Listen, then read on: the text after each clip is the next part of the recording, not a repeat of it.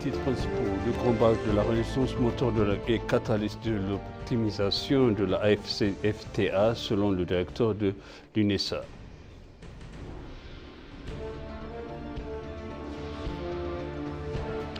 L'équipe de la négociation de l'adhésion de l'Éthiopie à l'OMC s'engage auprès des partenaires de développement.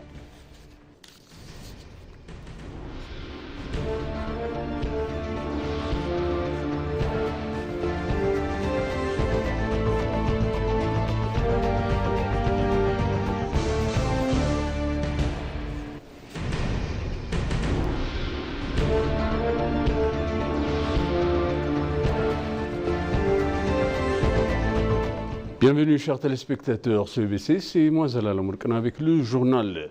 Le président Haïlé Selassie a déclaré que le désir de la paix de l'Éthiopie est un désir de longue date profondément ancré dans son cœur. Le président Haïlé Selassie a déclaré dans un message sur sa page Facebook que l'Éthiopie désire ardemment la paix et reconnaît pleinement qu'elle est essentielle à son parcours de transformation. Le Premier ministre Abiy Ahmed a déclaré dans son discours de la Chambre des représentants du peuple que les craintes sont fondamentalement que l'Éthiopie entre en guerre avec les pays voisins ainsi que les espoirs irréalistiques de ceux qui ont de grands espoirs que des conflits et des destructions se produiront, ne se réaliseront pas.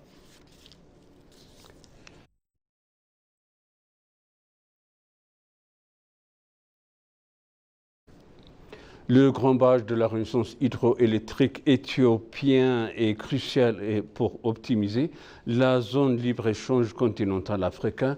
AFCFTA a déclaré le directeur de la division de l'intégration régionale et du commerce de l'UNESA, Stephen Karingi.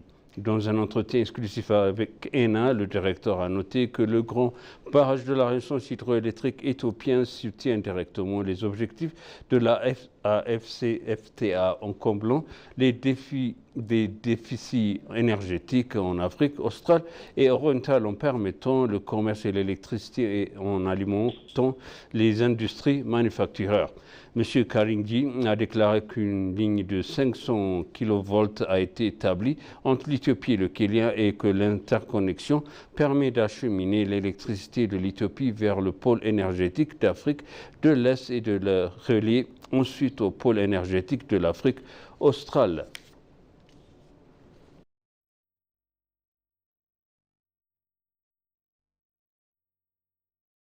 L'Éthiopie a engagé des discussions productives avec divers partenariats de développement sur le soutien nécessaire pour aider le pays à devenir membre de la partie entière de l'OMC.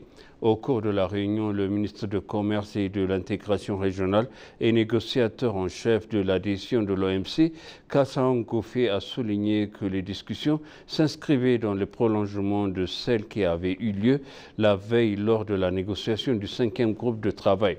En marge de la réunion, le ministre du Commerce et de l'intégration régionale et négociateur en chef pour l'adhésion de l'Éthiopie à l'OMC, Kassaoun Gofé s'est entretenu avec le directeur général de l'Organisation mondiale du commerce, Ngozi Okonjo-Iweala, au sujet du processus de négociation de l'adhésion de l'Éthiopie à l'OMC. En outre, ils nous ont informé qu'elle s'adressait officiellement au groupe africain et à des États membres afin d'obtenir leur soutien pour la négociation d'adhésion de l'Éthiopie, a déclaré le ministre.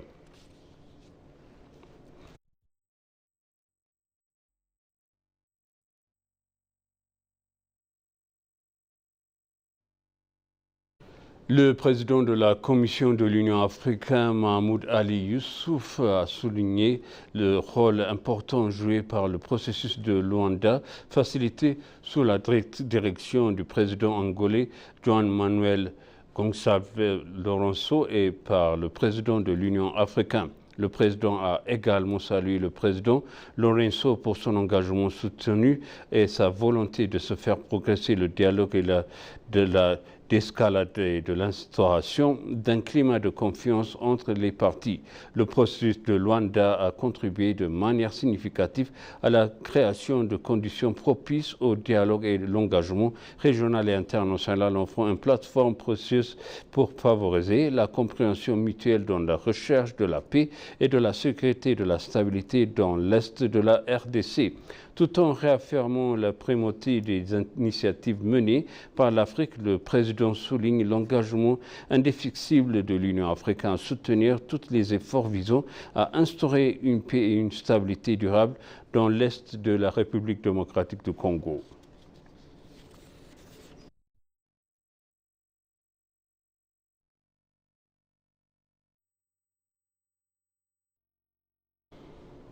La Commission économique pour l'Afrique, CEA, et l'Organisation des Nations Unies pour l'alimentation et l'agriculture, FAO, ont signé un protocole d'accord définissant un cadre de la collaboration stratégique pour promouvoir l'agriculture durable en Afrique. L'accord vise à promouvoir l'agriculture durable, l'intégration régionale et la résilience climatique, tout en encourageant l'innovation pour la diversification économique et la durabilité environnementale et la croissance inclusive à travers le continent. Le secrétaire exécutif adjoint de la CEA, Antonio Pedro, et le sous-directeur général de l'Organisation des Nations Unies pour l'alimentation et l'agriculture, FAO, Abebe Haile Gabriel, ont signé un protocole d'accord ici à Addis Abeba. L'accord s'inscrit dans un contexte de changement émergent et de vulnérabilité accrue face au changement climatique nécessitant une attention renouvelée sur la transformation des systèmes agroalimentaires.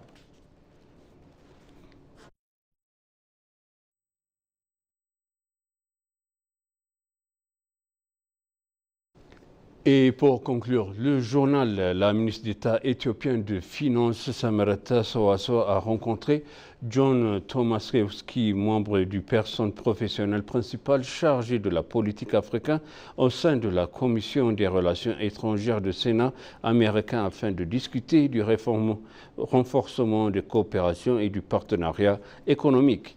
Il a insisté sur la nécessité d'un dialogue et d'un engagement continu afin d'explorer de nouvelles opportunités de collaboration en soulignant l'importance de l'engagement continu de l'Éthiopie auprès des institutions internationales pour consolider davantage ce partenariat. John Tomaszewski a reconnu l'importance cruciale du soutien du gouvernement américain dans divers secteurs et a insisté sur la nécessité d'un dialogue continu afin d'explorer les nouvelles pistes pour approfondir la coopération économique entre les deux pays. Les discussions ont souligné la nécessité d'améliorer efficacement les intérêts des deux pays en mettant l'accent sur la promotion de la carte de la coopération au développement mutuel bénéfique.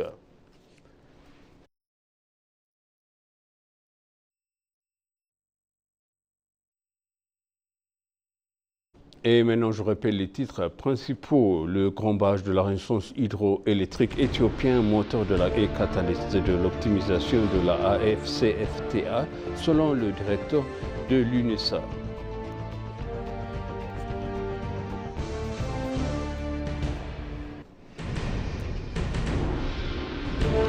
L'équipe de négociation de l'adhésion de l'Éthiopie à la OMS s'engage auprès des partenariats de développement.